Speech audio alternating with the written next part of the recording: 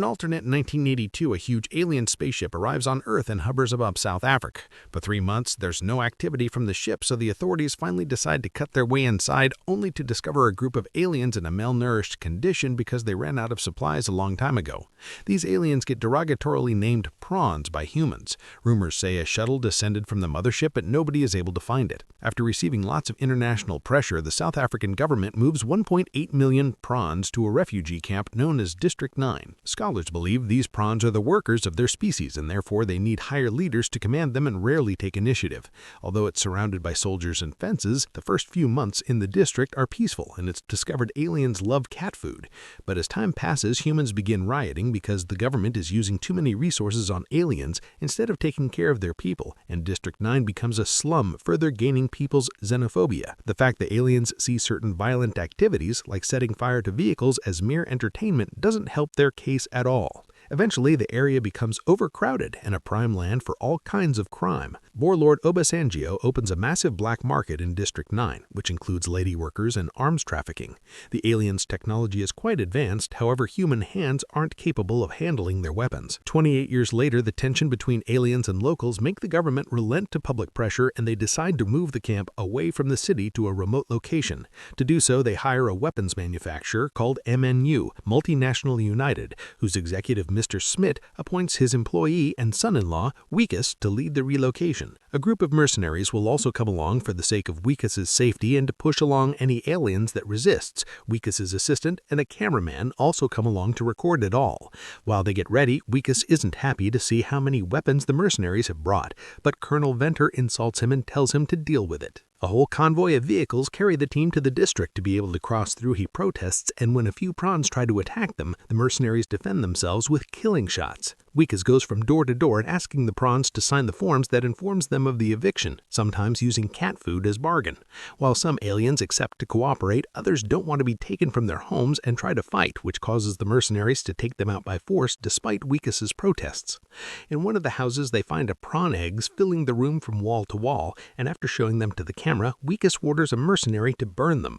The shacks also contain lots of hidden alien technology that the mercenaries confiscate for the MNU to continue testing, even if they haven't figured it out yet. Meanwhile, Christopher, his son CJ, and his friend Paul are seeking a special alien fluid from destroyed prawn technology that piles up with the trash. CJ finally finds a piece after 20 years, and the group excitedly takes it to their home, where they take the fluid to a hidden room filled with advanced tech. The fluid is synthesized and put inside a silver cylinder to carry on their plan, but at that moment, Wikus and his team knock on the door. Christopher and CJ rush to their own house, and after hiding the cylinder, Paul goes out to deal with the humans. However, since Paul doesn't want to cooperate, the mercenaries quickly push him to the ground and hold him at gunpoint. Wikus enters the house to investigate and find lots of weapons plus the cylinder, which he accidentally activates and causes it to spray his face. After confiscating the cylinder, Wikus tries to ask Paul some questions, but Paul responds by hurling the mercenary into his house and pushing Wikus onto a barrel of fire. Venter arrives with more men and immediately kill Paul, while Wikus discovers he's burned his arm. After receiving medical attention, Wikus continues with his duty and eventually makes it to Christopher's house. He tries to give some candy to CJ, but CJ responds by throwing it at him. This reaction angers the humans, who decide to push Christopher to his knees and inspect the house, where they discover all sorts of equipment. While looking around, Wikus suddenly throws up a lot of weird liquid and begins feeling dizzy. The team decides to take him away for now, but when they stop to grab a bite, Wikus's nose begins bleeding. More symptoms keep appearing when Wikus returns to the office to do his reports. He won't stop coughing, and his nails are coming out of his fingers. Back in the district, Christopher and CJ look for the cylinder and get sad when they find it gone. Meanwhile, a group of prawns trades their battlesuit for a bunch of cat food at the warlord's base. However, one of the men kills a prawn to use him as food. Obasanjo has been hiring witches and shamans because he wants to become a prawn to be able to use their weapons, and these witches think that can be achieved if he consumes prawn flesh. However, so far it hasn't worked. Sometime later, Wikus returns home to discover his wife Tanya is throwing him a surprise party to celebrate his promotion. Wikus tries to be social and friendly, but he isn't feeling well at all. He ends up in the bathroom throwing up in the sink, and when they cut the cake, he throws up again before passing out. The next morning, Wickes wakes up in the hospital. The doctor removes the bandages from his burned arm, only to discover Wickes' hand has become a prawn claw. Terrified, the doctor calls the MNU, and a bunch of soldiers quickly arrive to take Wickes' body away in a bag while ignoring Tanya's pleas for an explanation. Later at a lab, the staff finds the cylinder in Wickes' pocket, and they take it away. From then on, the MNU puts Wickes through a series of brutal experiments, including trying out alien technology. To Wickes' surprise, his new hand has enough prawn DNA to use the alien weapons. Wickes suffers as they make him shoot various targets, and at the end, he also has to shoot a prawn to death, which mentally destroys him. Once the tests are over, the scientists and the executives, including Smith himself, agree to kill Wickes in order to harvest his organs and blood before he finishes transforming into a prawn. With DNA composed of the perfect prawn and human balance, they could create great soldiers capable of using the alien weapons. When he hears this, Wickes freaks out and attacks everyone around him, using a scalpel to get a hostage so he's able to escape the lab before he's shot. The mercenaries are ordered to go after him, and Smith meets with Tanya to give her a twisted version of what's going on. On the streets, Wickes steals clothes from hangars, a phone from a kid, and scavenges trash cans for food while always trying to keep his claw hidden. He tries to call his friends and family to ask for help, but everyone ignores him, and soon he learns why. When he enters a store, he sees a new broadcast announcing he's wanted fugitive that developed a transmissible disease from doing the dirty with the prawns. Everyone in the shop runs away from him, and Wickes accepts he has no choice but to go to District 9. Here, he scavenges as well, and even manages to obtain a can of cat food, which he eats eagerly, until he realizes he's losing his teeth as well. At that moment, Wickes receives a call from Tanya, who informs him she doesn't want anything to do with him anymore because he disgusts her. Tanya ends the call without hearing his explanation, and Wickes was so desperate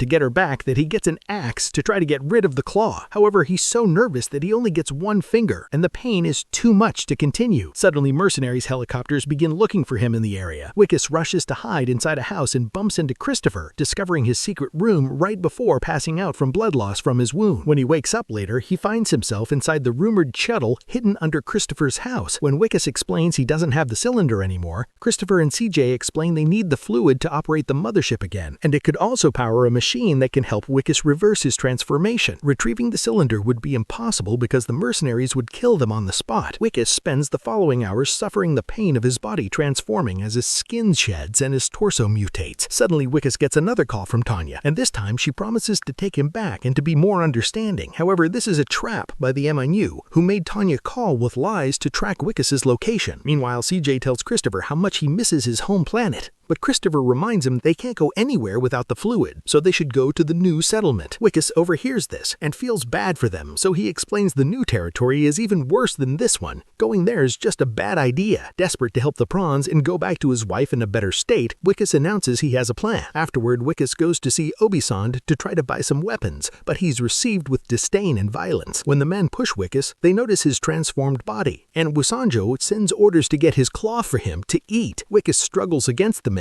and finds an alien weapon on the ground, which he immediately takes and begins shooting around. Its power is incredible and quickly kills a bunch of men, allowing him to grab a bag of weapons and escape. Meanwhile, the mercenaries arrive at Christopher's shack, only to find it empty. It turns out Christopher and Wickes are sneaking into the MNU base by blowing up the entrance, and as soon as they arrive at the lab, they shoot a few men before finding the cylinder. However, Christopher also finds many prawns that have been killed in experiments, including Paul. The shock doesn't let him move, and this gives the mercenaries time to catch up with them and open fire.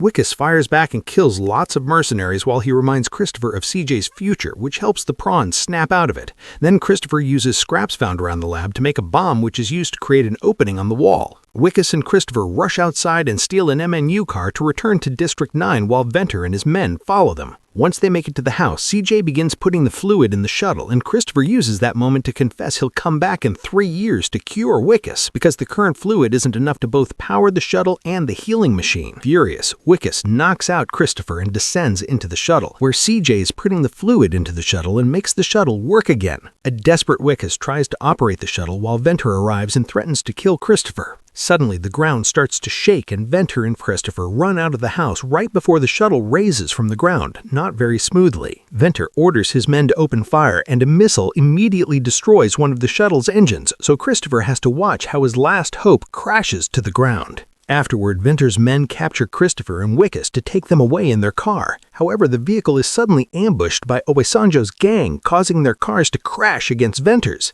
Then the gang opens fire and fiercely fight against the mercenaries until they grab Wickes, taking him away while leaving Christopher behind. Meanwhile, CJ deals with the shuttle panel and manages to activate the mothership again. At the gang's base, Wikus is taken to the witches to try to perform the ritual using his claw. However, when CJ activates the mothership, this also activates all other alien tech, including the battlesuit hidden in the gang's base. The suit scans the area and detects Wikus as a prawn ally, but the gang members as human enemies, so it opens fire to kill Obasanjo and his entire gang. Back to the mercenaries, a few of them interrogate Christopher about the revived mothership while the rest of the group goes after Wikus. Finding himself surrounded, Wikus has no choice but to put on the suit and meet them face to face. When he notices the mercenaries captured Christopher, he offers to trade the alien for exchange of his freedom. However, he quickly changes his mind when he hears Venter order his men to kill Christopher. Furious, Wikus begins killing mercenaries with no mercy in order to save Christopher. Then they rush back to the shuttle, but since more mercenaries are coming after them, Wikus stays behind to buy Christopher time, refusing to come when Christopher invites him to his planet. As thanks, the prawn promises to return in 3 years to cure him. Wikus keeps on killing mercenaries all over the place, spilling blood everywhere, flipping a car when it comes after him, and even shooting a few missiles. When he's about to shoot Venter too, a car hits him from behind and he falls with the suit malfunctioning. At that moment, Christopher contacts the mothership through the shuttle control panel and makes the mothership extract the shuttle so he and CJ can escape. The mothership emits a tractor beam and picks up the shuttle. Venter sees this and orders for another missile to be fired. Wikus immediately cuts in and uses his suit to grab the missile, which explodes and destroys his left arm. Seeing Christopher and CJ escape in the mothership makes Venter incredibly angry, so he shoots the suit until he destroys it. Wikus crawls out of it, showing his left eye is swollen and yellow, meaning he's about to finish transforming. Venter points his gun at him, ready to kill, but suddenly a bunch of prawns show up and kill him first to save Wikus, who's now seeing as a prawn too. Sometime later, humans celebrate that the mothership has left Earth. Wikus's assistant exposes the MNU's illegal research, and the government safely transfers all 2.5 million prawns to the new District 10 before demolishing 9. Wikus's story becomes infamous, but most people stop thinking about him after a while, thinking he's dead. However, Tanya is sure Wikus is fine because she's found a handcrafted metal flower at her door, and Wikus has always liked crafts. Back in the landfill, it's revealed Wikus is alive and fully a prawn now, and he makes more metal flowers with trash.